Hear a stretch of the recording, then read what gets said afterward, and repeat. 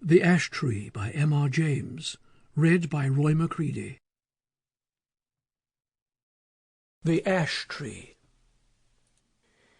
Everyone who has travelled over eastern England knows the smaller country houses with which it is studded, the rather dank little buildings, usually in the Italian style, surrounded with parks of some 80 to 100 acres.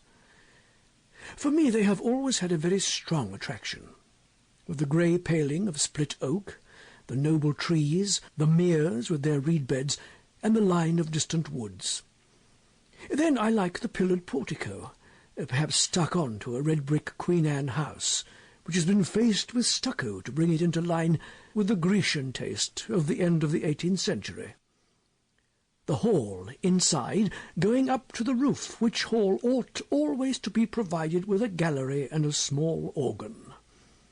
I like the library, too, where you may find anything from a Psalter of the 13th century to a Shakespeare quarto. I like the pictures, of course, and perhaps most of all I like fancying what life in such a house was when it was first built, and in the piping times of landlord's prosperity, and not least now, when, if money is not so plentiful, taste is more varied, and life quite as interesting. I wish to have one of these houses, and enough money to keep it together and entertain my friends in it modestly. But this is a digression.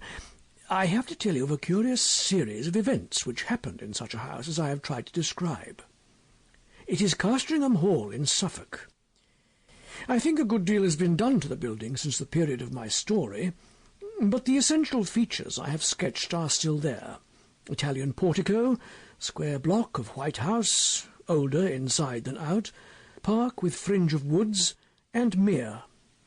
The one feature that marked out the house from a score of others is gone. As you looked at it from the park, you saw on the right a great old ash tree, growing within half a dozen yards of the wall, and almost, or quite, touching the building with its branches. I suppose it had stood there ever since Castringham ceased to be a fortified place, and since the moat was filled in, and the Elizabethan dwelling-house built. At any rate, it had well nigh attained its full dimensions in the year 1690.